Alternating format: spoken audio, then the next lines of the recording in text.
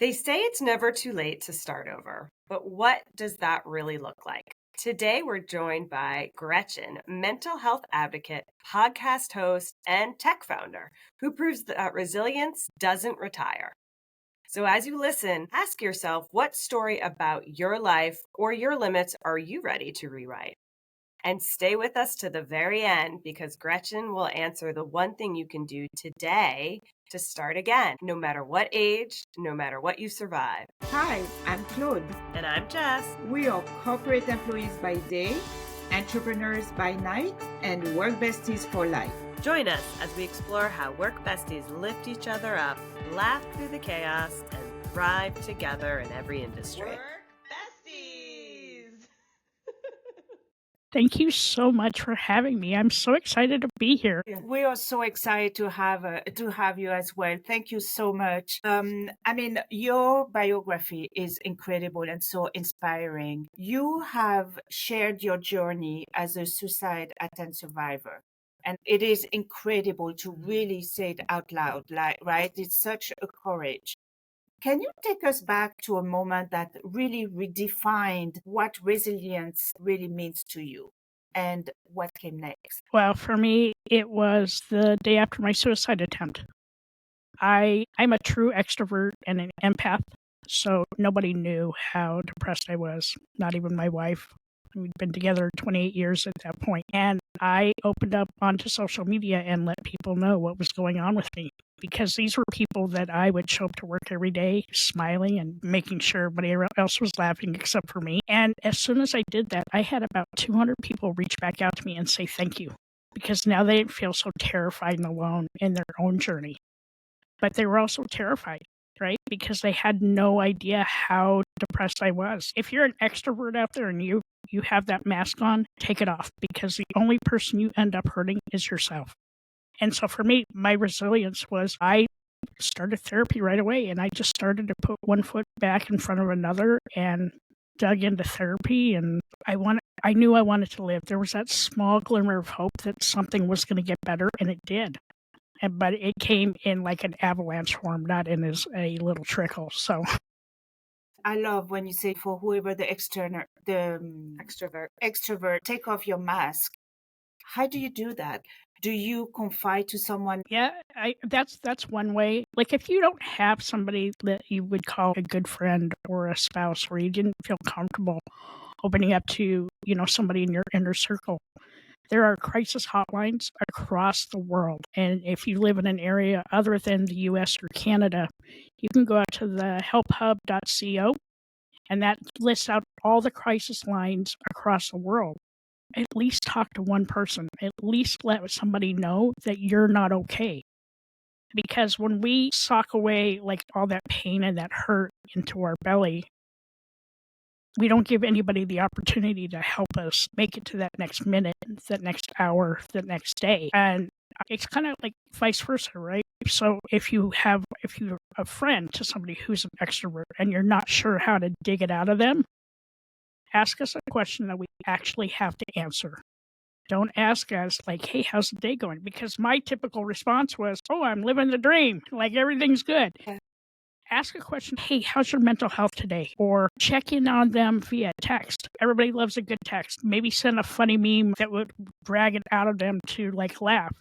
But it works both ways. So we not only have to open up, but people have to notice signs. And I think that for me, that's what people missed, is they missed the signs. I was going to ask you, what were some signs that people did miss with you, or now that you've become involved in it, are you seeing as signs that are kind of more universal? Funny you say that. So I just finished my third draft of my book, right? And if you ever want to learn about yourself, write a book. So like a few things were like I started to just check out. I didn't want to go to parties. I didn't want to hang out with people. All I wanted to do was sit in my recliner and color. I got super disengaged with work. Around the same time, I had been offered an early retirement. And like they had taken away all my duties. So I was sitting around work for like 8 hours a day doing nothing. Mm-hmm. So if you've ever been in a career in something that you really, really love and it's being taken away from you, and then all of a sudden you find out you have nothing to do, it makes you feel worthless, right? Like, so I would like just check out. I'd like surf the web all day, doom scrolling stuff that you shouldn't do. Yeah. And then the final thing was, and people should have picked up on this, when we went to New York City a couple weeks before I attempted suicide, I got super drunk, like super, super drunk. So uncharacteristic for me. I got so drunk, I lost my cell phone in New York City. I fell and broke my nose in the hotel room, and then had to go get a brand new $1,000 phone. And if you've ever lost your phone, right, despite if you're drunk or not, it's very heart-wrenching because, like, I was thinking to myself, like, I'm not going to be able to log into work now because of authentication and all that. Nobody put two and two together. They just thought I was having a good time, but I was slowly. It's a cry for help. It was a cry for help that I didn't realize that I needed. At the time, I was 59 and a half. So in my generation, we've all been taught not to talk about our mental health, kind of suck it up and move along your day. And that's exactly what I did. I also didn't realize what was going on inside me. I just wanted to check out. I was done because a lot had happened between September and December in 2022. It is important for us, especially with a friend or extrovert, to check and really look at their mental health because they might hide it. We are masters at it, okay? Mhm. Not a badge of honor. When you approach people, just be kind. Especially right now, the world is literally on fire. Literally. So if you're not sure what somebody else's mental health status is, just be nice. It Mhm. costs absolutely nothing to be nice. If you don't have anything nice to say, walk away because that can really hurt somebody. We always say, right? Be nice because you never know what someone is going through. It's so true. For me, I would show up to meetings and be laughing and smiling and cracking jokes and helping everybody else out. What I didn't do is I didn't take care of me. And you know how they say self-love and self-care are the buzzwords, but they are not buzzwords. If you are not taking care of yourself, there's absolutely no way you can help anybody else. Gretchen, I get being extroverted and really trying to take on that persona at work, but at home, that's kind of your place, right? So do you still do that? Were you still doing that there? To give you a little bit of context of what happened those couple of months before everything happened, my wife had shingles and she was down for 8 weeks. So if you've ever been around anybody that has shingles, you know how devastating that is. Mm-hmm. During that time, I hit and killed a deer. And then I got catfish. Thankfully, I woke up from the depression dream long enough to make sure I didn't end up spending any money. Then we had a good friend of ours pass away unexpectedly. My father-in-law passed away 2 days before Thanksgiving.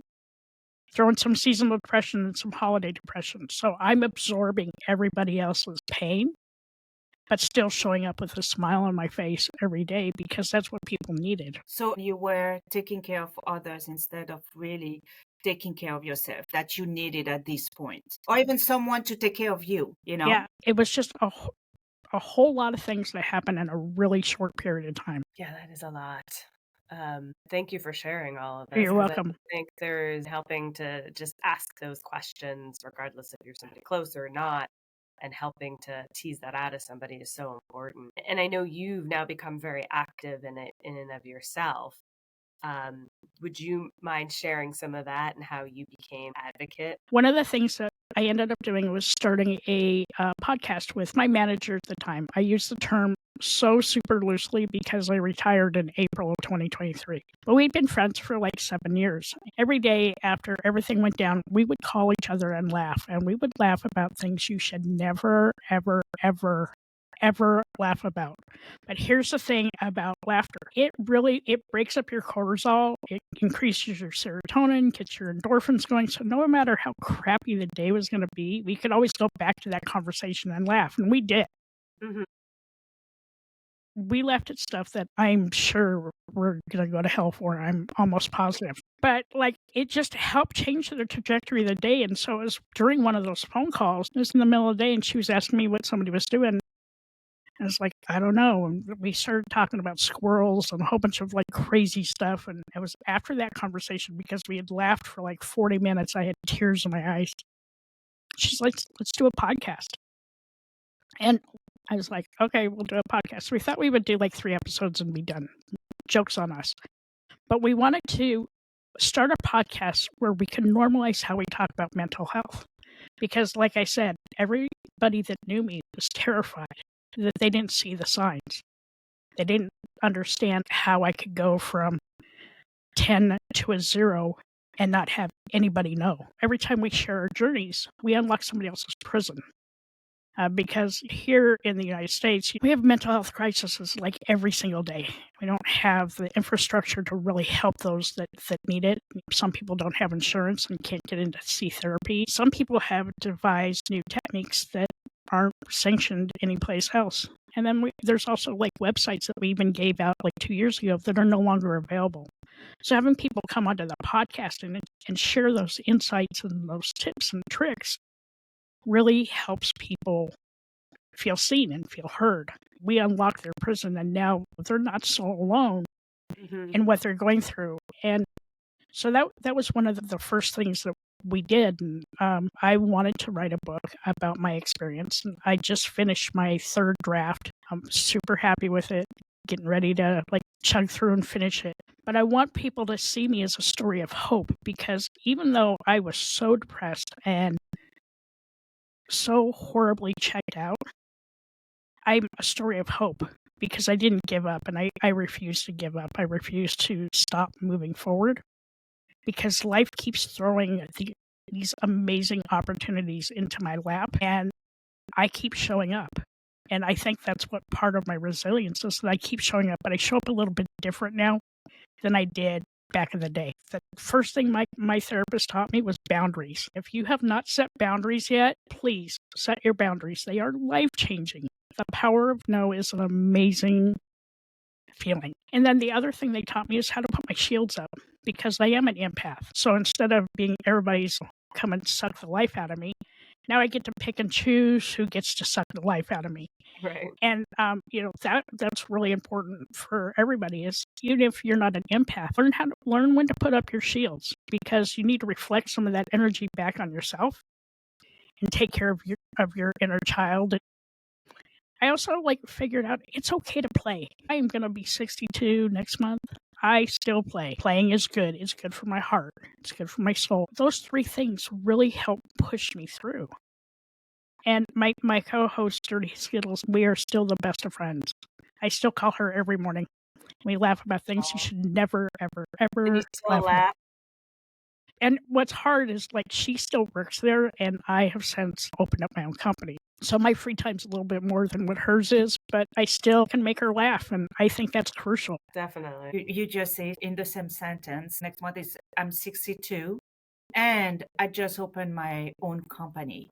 Can you let us know a bit about that? Because a lot of time we think 62, that's it, I'm retired. So it's really having new beginning, and it's never too late. It's never too late. So here's what happened. After I retired, I got really bored and decided to go work for a small consulting firm. And that's exactly what I wanted. I didn't want to go back to big business. I didn't want to work for 8 million people. So I wouldn't work for this company until November of last year. And then in November, that small consulting firm got picked up or acquired by one of the top 5 consulting firms. And immediately I was like, no, this is not going to happen. We would be on camera and I would just have resting bitch face. I couldn't make it go away, right? People are like, you need to come off your camera. And I'm like, I'm going to come off the camera and I'm going to come back on. It's going to be the same face. Okay. And I had gotten to the point where I wasn't going to compromise anymore. I wanted to do the things that made me happy. And this time when I got depressed, everybody knew. I didn't hide it. I let everybody know around me that I was checked out, and everybody rallied around me. It was an amazing feeling. We had gotten a couple of sponsors for the podcast, but this big consulting firm that was taking us over, they had an independent clause. And so what that meant is that we couldn't do business with these sponsors because that company had done audits with them. And I was like, well, this is not going to work for me, because if it was just me, I'd be like, oh, okay. But you know what? I had a co-host to think about. And then I'd had a couple of people approach me about my book, and I really wanted to finish my book. And so I was hemming and hawing about, I just want to quit. I just wanted to quit. So I didn't want to bring it up to my wife because a few other things were going on. We celebrated our 30th anniversary a couple months ago. We were trying to plan a a cool trip. So like I didn't want to broach the subject, but we're in New York City for Christmas, and we were at dinner, and she's like, "Hey, I know you really hate your job. You can quit." If you've ever felt like a weighted Come out. X-ray blanket come off your shoulders, it was the best feeling in the world. But I still wanted to work. So we're flying home on the 22nd of December. I forgot how long it takes to de-ice a plane.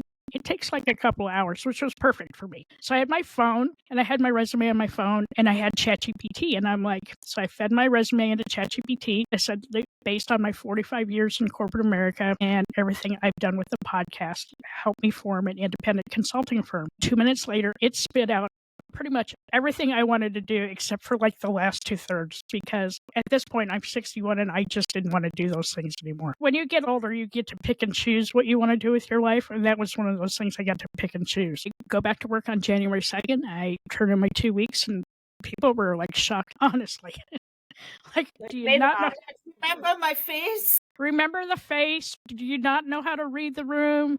And so, like, it was like another moment of like where the weight just got lifted off of me. And so that same day, I opened up my company and formed my LLC. And on January 22nd of this year, went ahead and opened my company for real. And I just did it. And people are like, how did you do that? Aren't you ready to check out? And I'm like, no, because like I still have so much to offer the world. And I'm truly a subject matter expert in my technical field, and I have a lot of passion around the wellness field, because now more than ever, people need to feel like it's okay to talk about their mental health, not to be ashamed to talk about your mental health, and to be okay with your mental messiness. I'm going to tell you, 98% of the people out there have some mental messiness going on, and they may not want to talk about it. But the more we talk about it, the less stigma there is. Totally. And it helps more people too, right? Yeah. And not just them.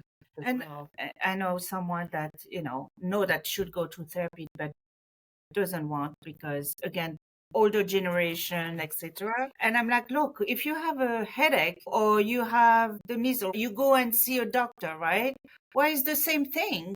Mental health is the same thing. You go and see, you have a need, you go and see someone. There's nothing ashamed about it. It's funny. I had to speed date my therapist, and that's a term that Dirty Skittles came up with.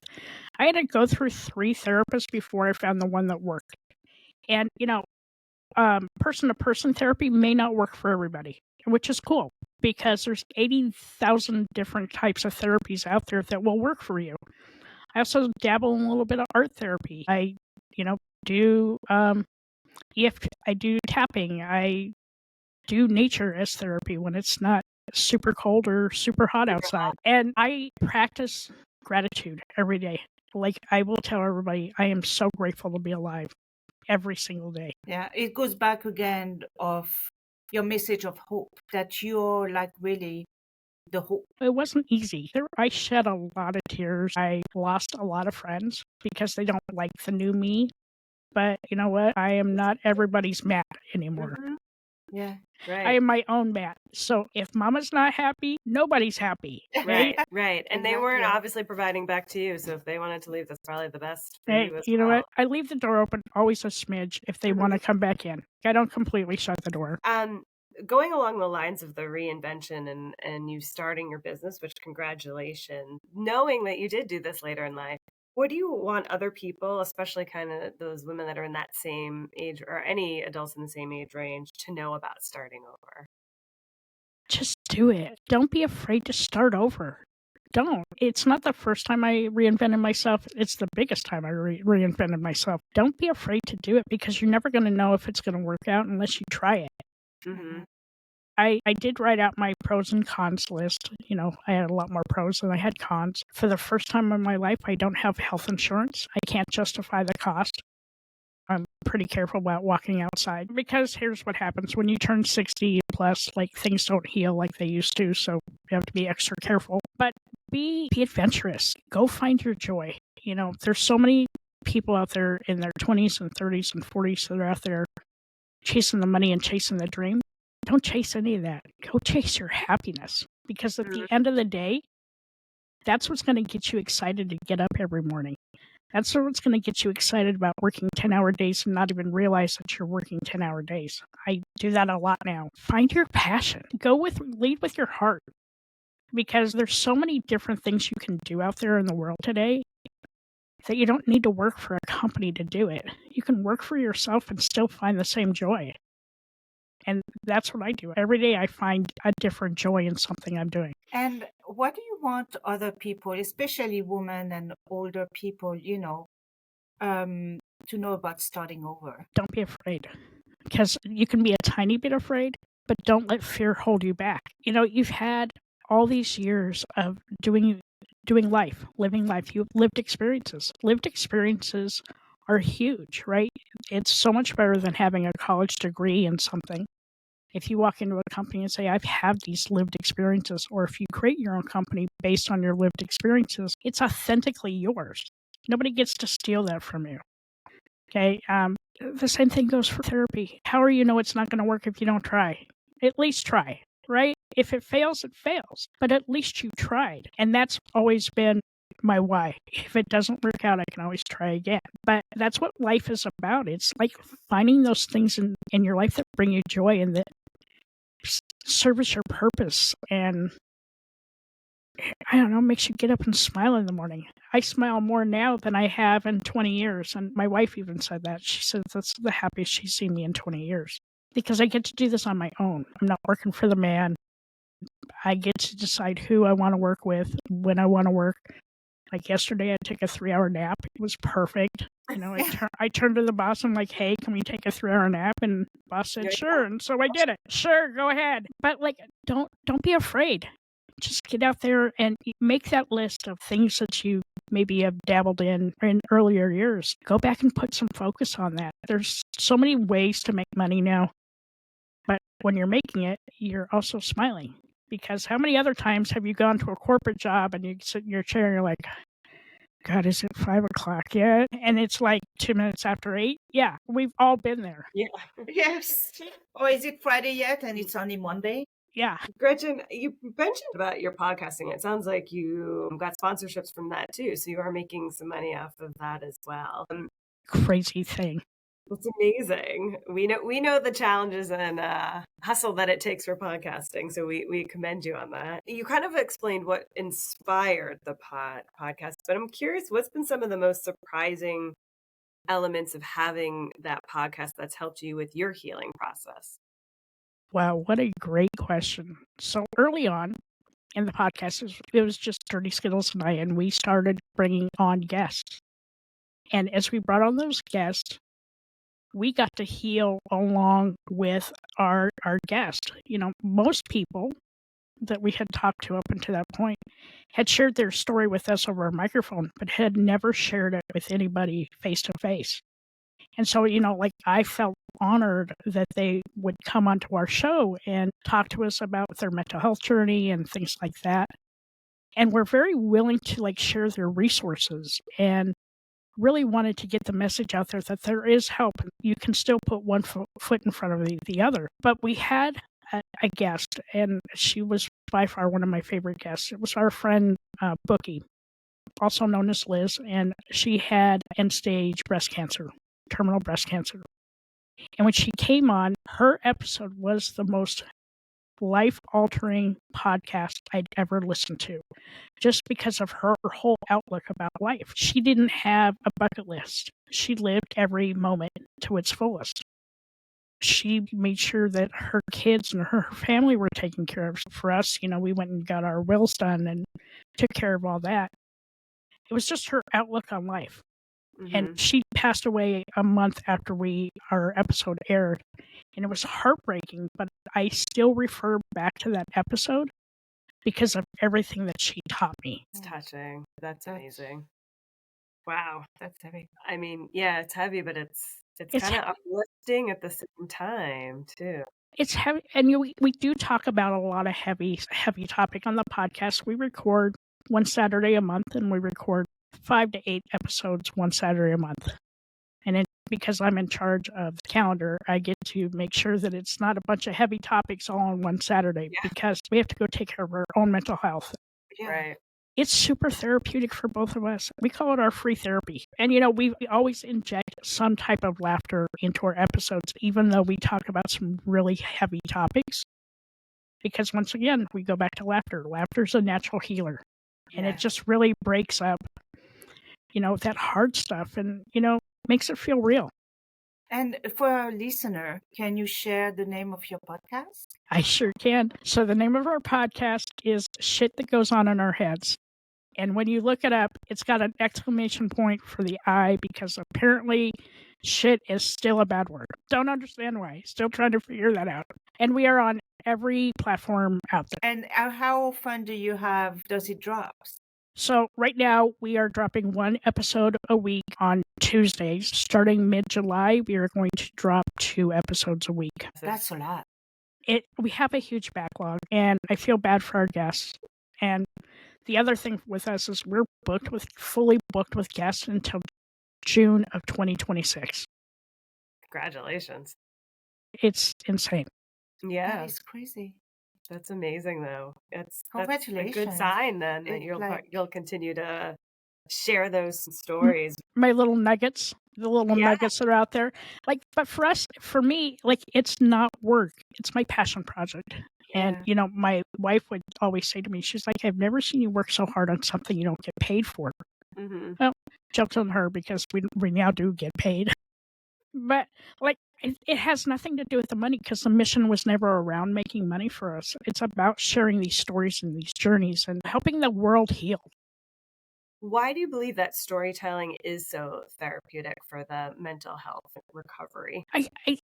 I think that people, even with when I was, sitting up waiting to take my life, is that we feel so alone and terrified, and sometimes we don't know how to open up. For me, I didn't know I couldn't find my voice and I couldn't find my footing because I didn't understand what was going on inside of my head. By us sharing our stories, one little thing that we say may unlock something in somebody else's head, being like, this is exactly how I'm feeling. And I can see how they were able to get from point A to point B. Maybe since it worked for them, it'll work for me. We have listeners from all over the world. And in some cases, they may not know how to reach out to a crisis hotline. So we want to make sure that people have those resources. They may not have a close friend that lives not nearby. So they don't know who to open up to. That's why you can contact a crisis line because with the 988 crisis line here in the US and Canada, it's not just for suicide ideation. It's for any type of crisis.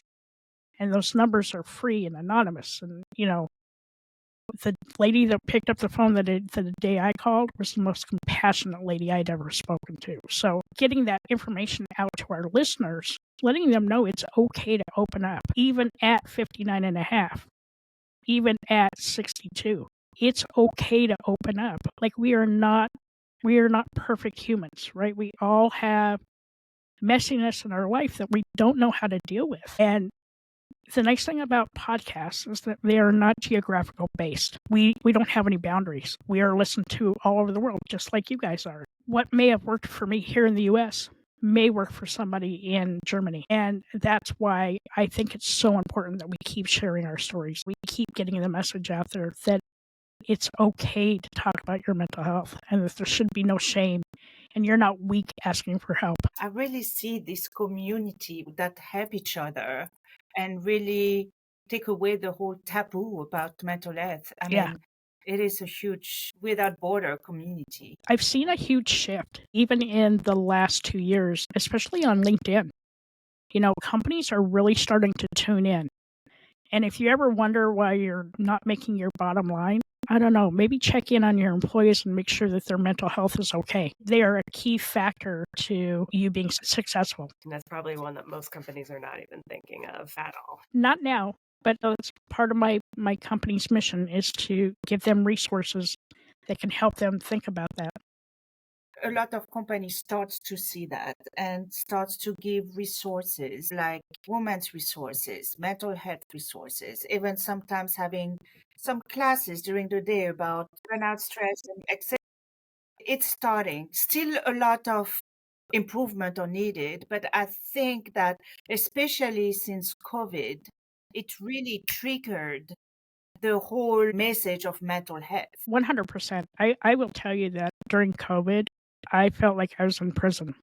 As an extrovert, I couldn't talk to people, I couldn't touch people, I couldn't go outside. For me, I still had a job to go to every day and had things to do, but I can't imagine somebody that was, stuck at home with somebody that they didn't really love or were in an abusive situation and how that really affected their mental health. And thankfully now people are getting super in tune with their own feelings and opening up about it and not feeling shame, especially men. It's okay to ask for help. There is absolutely zero shame.